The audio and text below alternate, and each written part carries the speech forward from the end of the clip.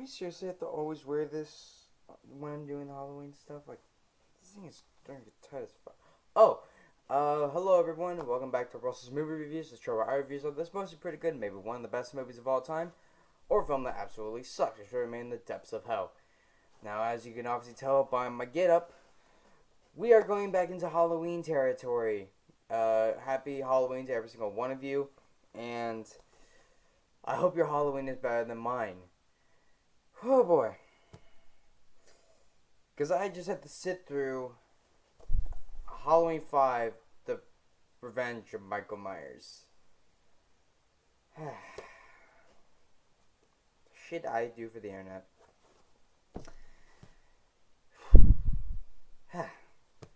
So, it's Halloween again. And I know I said before, we obviously do a Halloween movie. At least 2 Halloween movies. And honestly, this one kind of just makes you want to stop right now with Halloween reviews and just say, screw it for this year.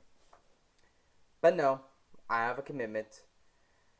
And I sat down and watched it. And immediately regretted once it was over.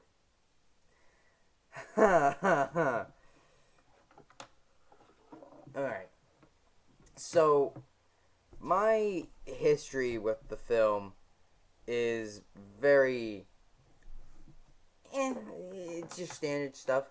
I'm getting into the Halloween franchise, and soon enough I find out about a 5th Halloween movie, and I'm like, they really made a 5th one? And yeah, they made a 5th one, all right.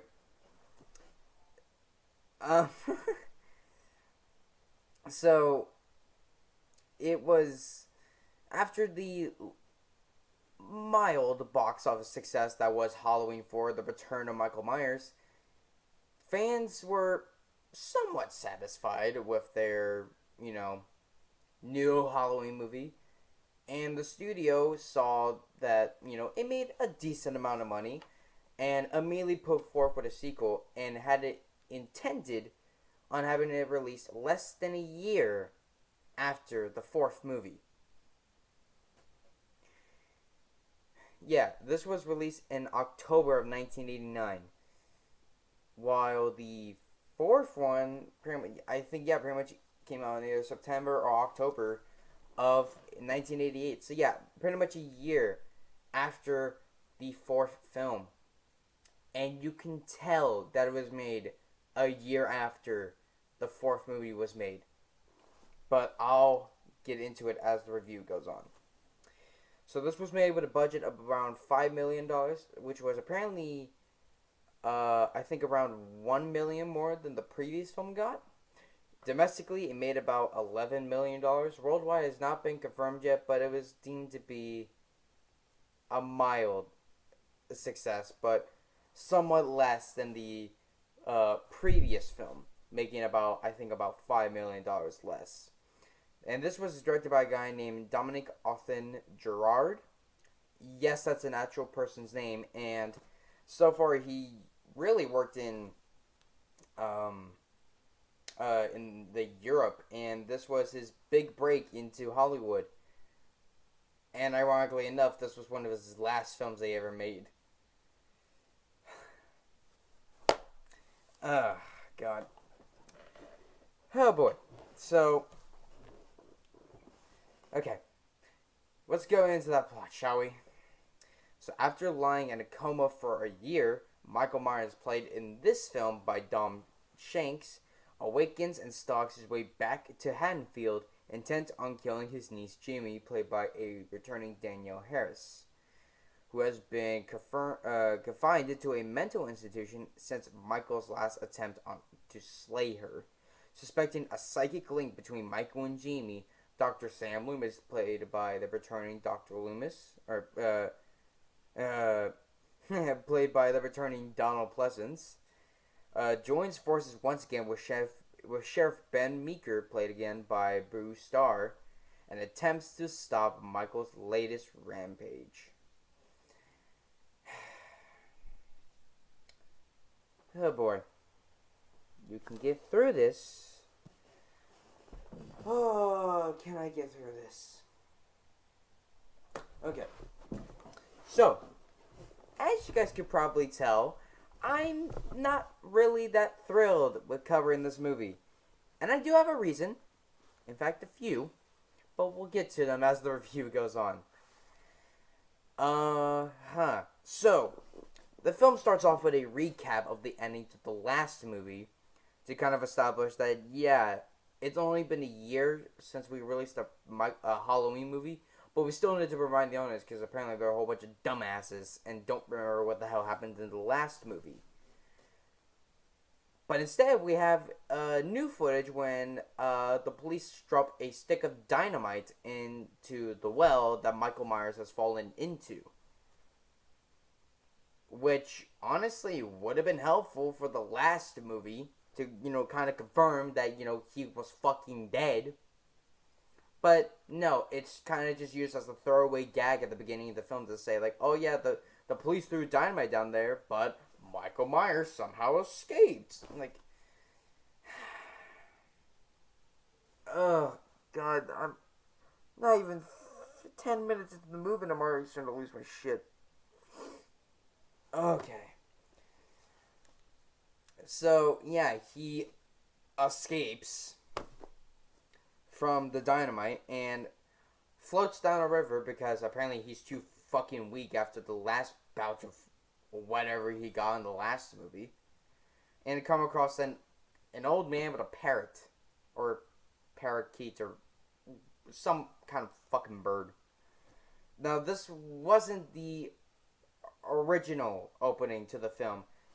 Ironically enough, we open up with a what's his face? The film was supposed to start off with a much younger actor who plays a character, and I'm not kidding, who was called Dr. Death, and had a whole bunch of ritual kind of stuff, including the thorn symbols that we would later see in the final film.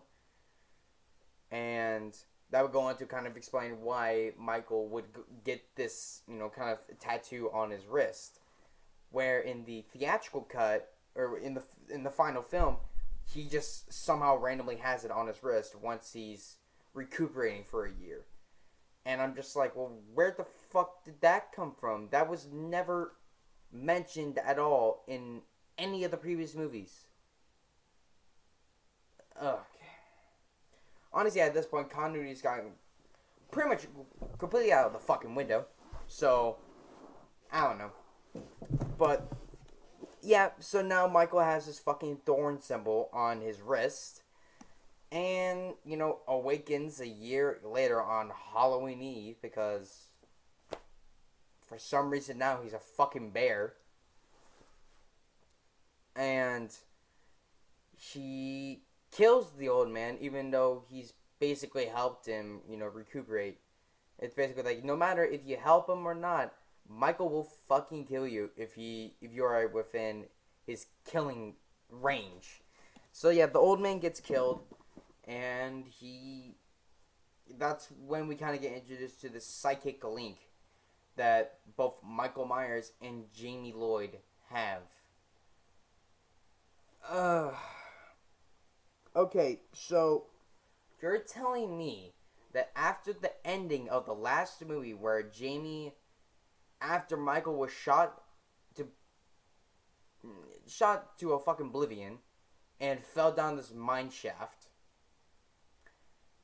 and then you went home, supposedly killed your stepmother with a pair of scissors, and have gone completely fucking mute, you suddenly have now a psychic connection with Michael.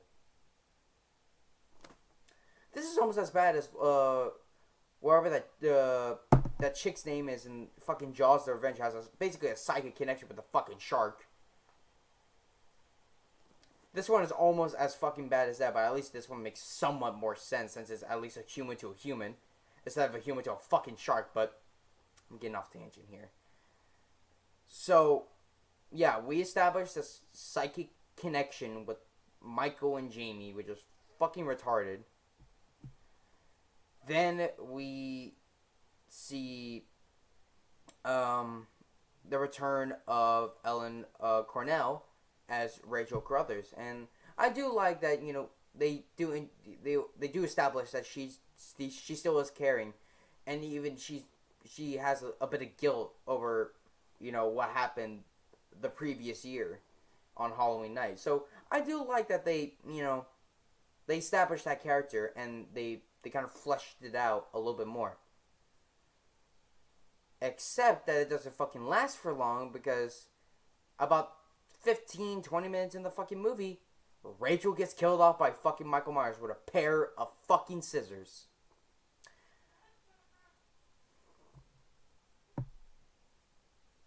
So you're you now start establishing a character. McGranley, Rachel already had a bit of a character development in the last movie, and I do appreciate it that they expanded on it. But once you start doing that, you immediately kill her off just because of what? And apparently, I was reading for the production history. Apparently, in the original script, it was supposed to be a new character, Tina, which we'll get to later. She was supposed to be the one that gets killed off early on, and Rachel was supposed to survive for most of the movie and then gets killed off near the third act. That would have been better. And yet, instead, they just wanted to apparently, they kind of wanted to give it like a Hitchcockian sort of style where they kill off a main, like a lovable character from the last two movies so that there's more suspense. And it's just like, well, no, you fucking butchered it by, giving her this character development and then making her into a complete fucking imbecile in our own house when she's trying to hunt down Michael. And then you're just like, well, now you're just gonna fucking eat it because the writers don't even give a flying fuck about the storyline anymore. So, yeah, sure, kill off Rachel. Fucking cares. These fucking studio execs don't. Ugh. So yeah, you can tell I'm already losing my shit. I really do try to I really want to like all the movies I do for this show. But when I find something so stupidly dumb in a film of a franchise that I really do enjoy, that pisses me off so fucking much.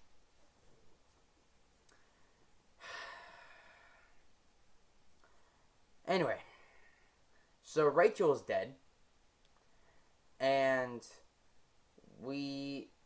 at this point we get reintroduced to Dr. Loomis, who I thought that, hey, one saving grace for this film, even if like all the teens from the previous film and in this film are unlikable and get killed off, at least I can rely on Dr. Loomis being, still trying to perform at his top peak. I can't even get that because in this film they decided to make him kind of just an overbearing dick who's basically trying to press Jamie into giving information about Michael Myers even though she can't fucking speak, and it's to the point where he is freaking her out, and also to the point where the doctor's like, get the fuck out of our facility. So then that's like, okay, so who am I supposed to be rooting for? Jamie? Well, I can't really do that because she's making these horrible fucking noises that, like, just make me want to just mute the fucking TV because I don't want to hear it. Like, this storyline is just so bad that, like, and I feel like it could have been good. It could have been well. Like Alien 3, like I discussed yesterday.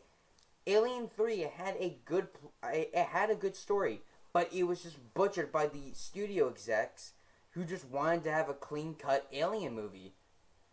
And it's kind of feel like they're doing the same here, but instead of trying to keep it clean-cut, they're just butchering it like a motherfucker just to make more money and to have this new storyline of this thorn symbol. When we also get introduced to this man in black, which is legit just a guy with a black top hat and a fucking cloak, and I think with a suitcase. And guess what? He also has the fucking thorn mark on his wrist too. So that shows somewhat of connection, but does that really lead to anywhere in this film? No. You get it like I think 4 shots in the entire movie, and what are they for? Fucking padding. Yeah, no kidding. It's legit just whenever they don't know when to cut to like the next scene, let's just have a shot of the Man in Black just walking by. That's storytelling, people. it it just boggles the mind that you go from a pretty good Halloween film in Halloween 4, and then you follow it up a year later with this piece of shit. Ugh. Oh, and then we have the fucking teens in this movie. The fucking teens in this movie are. Ugh.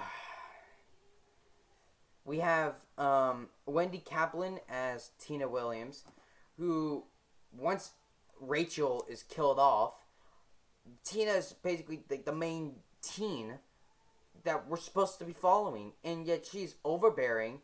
She's practically yelling in every single scene that she's in, and is annoying as hell. Like, how am I supposed to relate to a character that I just find overbearing as hell? Although, granted, in the film, there are a few scenes that she is, somewhat normal and trying to act, and she does very good with them. But overall, her performance is just overbearing, stupid, and annoying, high-pitched kind of screams and yelling. Then we have fucking Samantha Thompson, played by Tamara Glenn, and let's see, Matthew Walker as Spitz, and fucking Jonathan Chapin as Mikey. Yes, that guy has the same name as Michael. Don't fucking worry about it because I legit, no joke, I don't even know how they die. I legit look at them all, I'm like, you're gonna die, you're gonna die, you're gonna die, you're gonna die. That's how predictable this fucking movie is. And I have to be honest, that's, like, like, I'm trying to find good things about this movie. I really am. And I sat through this entire movie. I really did. And there's almost nothing remarkable about this film. The only things that are, like, there's a couple scenes I remember that I actually do enjoy. But the only things besides those that I remember from this film and somewhat liking are the kills, which are unfortunately butchered because they, this is surprisingly the only Halloween movie that got censored by the MPAA, and this was in like the rough time with slasher movies where they were just butchering the fuck out of them. Like Friday the 13th was the big one around there that just kept on getting like cut, because we see the year before this we had The New Blood, which got severely cut down, and then the same year as this we also had Jason Goes to Manhattan. And that one also got severely cut down. So, to the point where it's just kind of bleak. Or not even bleak, just disappointing kills. Because they just got pointless removed. But luckily, with the release of the 4K by Scream Factory, they did include some of the extra footage. It is a bit scratched up, but it is nice to see that they finally are... The gorier shots are trying to be preserved, and because it more, if not for the moments themselves, because it's not like them spliced with the scenes themselves. It's just like on some reel that they found, and it's just like all the gory bits that cut out. If not, it's basically just trying to support the people who made the effects anyway. So I think that's just nice. And we also had the as I mentioned earlier with the Dr. Death sequence. that was never released before, except for like one clip from like a behind the scenes featurette. But most of the scenes are restored and put as a separate special feature on the Blu-ray disc on this edition. So that is, that's cool. To finally have that some of that footage cleaned up and restored in high definition. But anyway, um, honestly, I'm trying to remember what happened in most of the movie because really, all it is for me, besides like the beginning and the end, is like the teens walking around doing stupid shit and them slowly getting killed off. But like I think Mikey was uh has like this three pronged like hook thing and he gets that jab to the face. And then Sam and Spitz are doing the dirty in a barn because why the fuck that scene pissed me off too because I'm just like sitting there like why the fuck would you have sex in a barn? That's it. Granted, having sex in a horror movie equals to death, but doing it in a barn is just like at that point it's just asking for it. Like obviously horror cliches, if you have sex you die. These characters were gonna die anyway. I can understand that, but it's the fact of you doing it in a barn where you are most likely to get killed in anyway. That's just asking for it while also doing sex. That's just asking to get killed.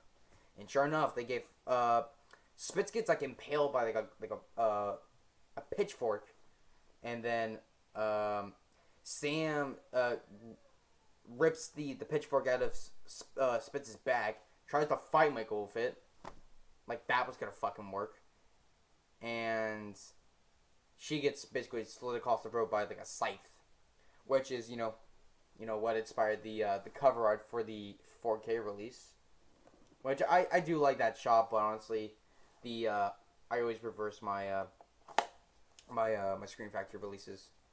But anyway, that's a point on for a little bit later.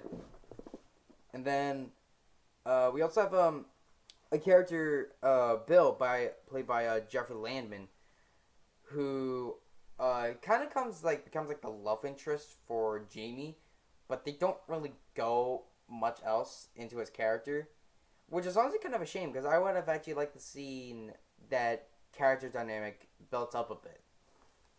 But knowing this film, it's just you just fucking walk away from it. And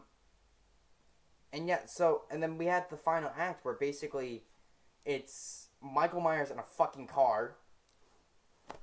Yeah, Michael Myers in a car. He starts chasing down Tina, and then Jamie's like, "I'm over here, come and get me," and he's just like, "You know what? She's my main target." Just fucking pedal to the metal, pretty much, and fucking launches himself at, or starts driving it. Basically clips. It wasn't really shown, but it is implied that he does clip Billy with the car, because there's a shot where he's like, "No," and then he dives out of the way, and then there's like a shot of like the car passing by, and he's like he rolls over. I think that shot was cut because if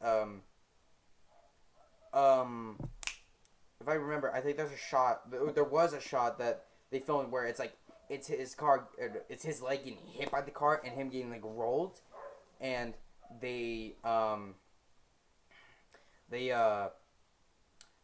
filmed it, but there was like it's too gory, so they cut around it where it's just like basically the shot of him like rolling over, and then he starts chasing on Jamie, and I didn't know this until I was doing research when he starts chasing her through the forest and when he hits that car into the tree and the car explodes.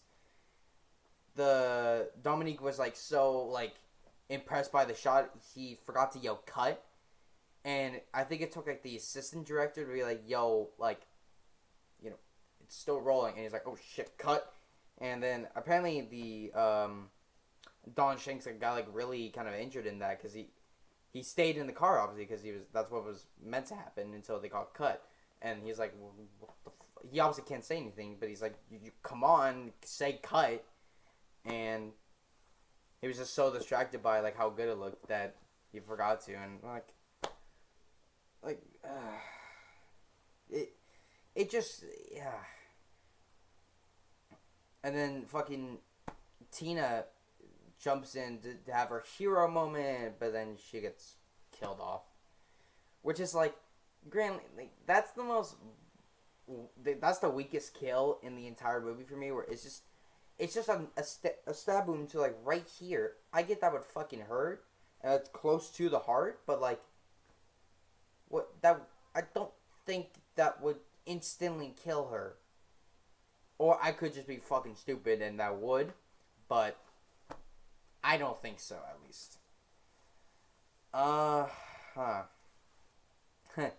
So, we, after Michael is stopped, quote unquote, we have basically the, uh, we have the final act really in the Myers house where, um, I think it's yeah basically the entire police force, then Loomis and Jamie all chilling at the house. Then I think yeah, Jamie starts getting like visions of like because she always gets like visions whenever someone's about when Michael is near someone and he's about to like kill them. So she starts yelling out Billy's name because Michael is apparently near him. And so Sheriff Meeker, in all of his brilliant fucking wisdom, calls off the entire brigade of police officers around the Myers house and heads for the clinic. Okay, I love the. It's like go. Like, you know what happened to your daughter in the previous film, right? When you left her, and now you're gonna leave this 9-year-old girl alone with Dr. Loomis and a bumbling police officer. Oh yeah, and then one outside, but then he gets killed by Michael by smashing his face into glass. And it's only a matter of time before the other one gets fucking killed by basically being hanged by a ladder. Um, and then one of my favorite scenes actually, if besides the forest chase, this might be actually my favorite scene where after the other police officer is killed and Dr. Loomis has been dispatched. Uh, Jamie goes into the basement and goes into like the laundry chute, and obviously Michael comes down there. He opens up the laundry chute, and then he tries to get her, and then she falls all the way down to the bottom. And then there's that shot of like the end of the laundry chute, and then you just hear you hear her scream, and then all of a sudden the thunk, and then like all like the gravel falling out, and then the whole scene of her trying to climb up as Michael is like he gets into it and starts like trying to grab her and stabbing upwards, and then he's like, you know, fuck this, and starts like actually shanking basically the laundry chute. And according to Danielle Harrison, which I don't know actually if it's on one of the on one of these documentaries, but apparently according to Danielle Harris, Don Shanks was actually given like a real butcher's knife, not like a prop one, like an actual knife, and was stabbing it. And Dominique told her like, don't go down like a certain area, or like don't go down like a certain limit, or else you will get fucking stabbed. And um, apparently in this what they shot, Jamie was supposed to actually get stabbed in the leg, and I think they had like a shot of like a obviously a prosthetic leg and it getting like stabbed and like blood gushing out of it, and you can tell that was gonna be the ending, or at least part of it, but until they cut it out, because once Jamie finally gets up to the top and climbs out, you can see that on her, I think it's her right leg, you see like a little puncture and like blood kind of like trickling out of it. So that was supposed to be, you know, after the shot of her of, you know, because Michael stabbed her in the leg, but the fucking studio was just, or either it was the, I think they either they cut it out before they sent it off to the MPAA to get rated, or the MPAA just said no, you have to cut that. But unfortunately, we do not, as far as I know, we do not have that on any of these special features on this release. And I don't know if it's ever been released online. And then fucking Loomis grabs her at the end and is like, "You're right." And then immediately, as soon as he sees Michael, he's like, "You want her? Come and get her." And he's like dragging her along. And I'm like, "Loomis, what the fuck are you doing?" And then he drags her, and then Michael chasing them slowly into this room and springs this like metal net trap thing. Which I'm like, that was your plan. That was your plan the entire time. Was a metal net trap.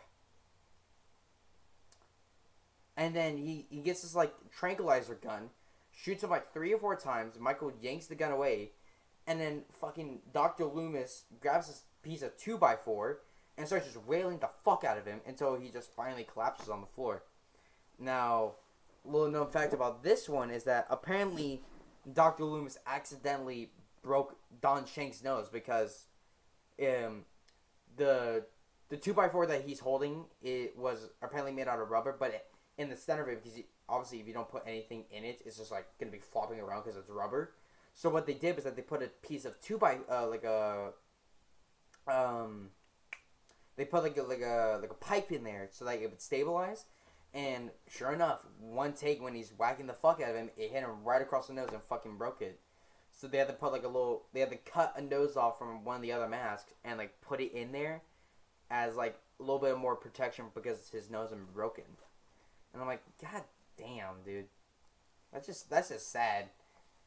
And then if I wasn't already pissed off with this movie enough, they don't presume, like in the last movie I was fine with it because it was like, okay, they shot the fuck out of him and he fell down this well and they presumed him dead.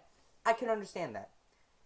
But in this film, they don't like chop him up, put him in the grave, and then bury him. Like none of that.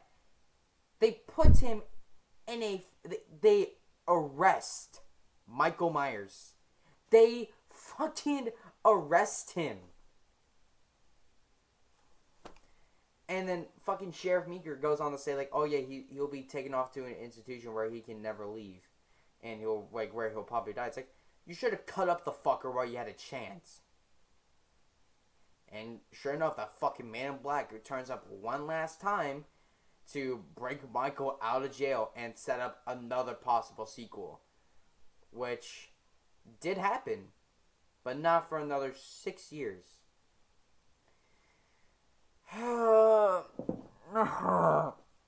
Okay. Anyway, let's go on to the rest of it, shall we? So, during filming, about 2 weeks into filming, Donald Pleasence apparently overheard Danielle Harris's mother complaining to the I forgot who it was, but I think it might have been just some like production staff or whatever the fuck. Basically, her complaining, saying like how small and like cluttered her daughter's trailer was, and because Donald Pleasence had this like giant ass trailer, he decided to give her it, and because he was like, basically like he was just out of the kindness of his heart, he was just like, yeah, I'll give mine to her. And I'm like, oh, that's nice. It's sad that you're no longer with us, which I'll talk about more next time. But yeah. But yeah, and then the other fun fact is that even though on all of like the promotional material, like look, here it says, Halloween 5, The Revenge of Michael Myers. If I pull out the Blu-ray and we have the original theatrical poster, again, Revenge of Michael Myers. It's on all the posters, on all the marketing, but not in the actual film. When the title card pops up, it only says Halloween 5, like it does on the spine here and on the top there. Yeah, it only says Halloween 5. So this is technically the first Halloween movie that does not include the subtitle. So, why they didn't include it, I have no fucking idea. So, yeah. I think actually now that I'm thinking about it, I think this is the only Halloween movie to not include its subtitle because after this we wouldn't get the numbers anymore because we would have, even though the next film that we'll be discussing is Halloween 6, it is technically known as just, the Curse of Michael Myers on basically every home fucking media release. And so yeah, this is technically the last numbered entry in the series, which might as well go over this 4K since this is probably going to be this is going to be the last time I'm going to be talking about any of these for a little bit. As you guys can tell, I do not have the. Actually, I'll talk about more about this later, but I do not have the 4Ks of 6 through 8. Sorry, we forgot the fucking numbers. But yeah, so this was obviously released with the first 4, and we have. I obviously can't read you because of this fucking suit, but we obviously have. We have a 4K disc and a regular Blu-ray disc. So on the 4K disc, we have a new 4K scan from the original negative, a new Dolby Atmos track, audio commentary with actor Don Shanks and author Justin Beham, and then another audio commentary with director Dominic Authen-Gerard and actors Daniel Harris and Jeffrey Landon. On disc 2, we have the same 4K transfer and Dolby Atmos track as the 4K, but obviously downscaled to 1080p. Same 2 commentaries as the 4K disc, but now we have Inside Halloween 5, The Making of Halloween 5, Horror's Hollow Ground, a look at the film's locations, on the set behind the scenes footage, a Halloween 5 promo, the theatrical trailer, and TV spots, along with the cut out scenes of gore from the theatrical version and the mostly restored Dr. Death opening scene that we get on the Blu-ray, which I don't know if that's on the 4K since I don't have a proper 4K player, but I know that they are certainly on the Blu-ray. So I would say this is, at least if you don't like the movie, at least pick this up for the special features because it's probably the definitive version that we have of Halloween 5, which might as well show off since, like the others, it comes in this nice, kind of box protective, and then we also have the case itself where you can reverse the cover to have the original theatrical poster, which even though I love these new designs, I always reverse my covers on Scream Factory releases. So yeah, that's what I always do. And yeah, so that's pretty much about it. The music was done by Alan Howarth, again, returning from his work on Halloween 4. The music for this film is alright. It's not the best, but it's not the worst either. It's probably not. It's certainly not as good as the Halloween 4 soundtrack and any of the other ones before then, but it's certainly not bad. Certainly not as bad as the next one. Alright, so yeah, that's pretty much about it. So, final thoughts on Halloween 5, The Revenge of Michael Myers. If you guys couldn't tell throughout this entire fucking review, I don't like this movie that much. In fact, I hate it. Even though there are some scenes that are very good throughout, I do not like this movie, really, and I don't really plan on going back to it anytime soon. Like I said, I want to care for Dr. Loomis, but he's just kind of a dick throughout this movie.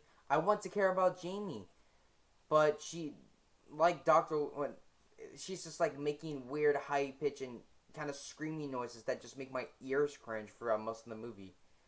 And when she starts talking, she barely gets like any dialogue at all, which is honestly kind of a shame, considering what they do with her in the next film is even worse. But yeah, I say if you're a casual Halloween fan, it's maybe preferably to skip over this one. If you're a hardcore Halloween fan, you've already seen this one. You probably already picked up the 4K. But for everyone else, I do not recommend this film. this is certainly where the series starts hitting rock fucking bottom, and it starts to kind of become into shit, which doesn't help me for the next one. Oh, Jesus Christ. So anyway, guys, I hope you guys enjoyed my review of Halloween 5, The Revenge of Michael Myers. If you like this sort of content, make sure you hit that subscribe button and hit that bell icon to get notified when future videos are coming out. I am trying to hit 150 subscribers by the end of the year, so if we can hit that, that will mean the world to me. And also follow me on my social media pages. The names will be up at the end card, but the links will be down in the description below. My Facebook, my Instagram, my Twitter, stuff like that. Also my Letterboxd page. That's when you guys can get like short little brief reviews on each of the films I cover. And if you want to support this channel with a little bit extra more, go and follow me on my Thorn page and maybe buy a gift every once in a while. That would really help out the channel. Anyway, stay tuned for hopefully later on tonight, but probably tomorrow, depending on how tonight goes, for my review on Halloween 6, The Curse of Michael Myers. Happy fucking Halloween. Live long and prosper. Out.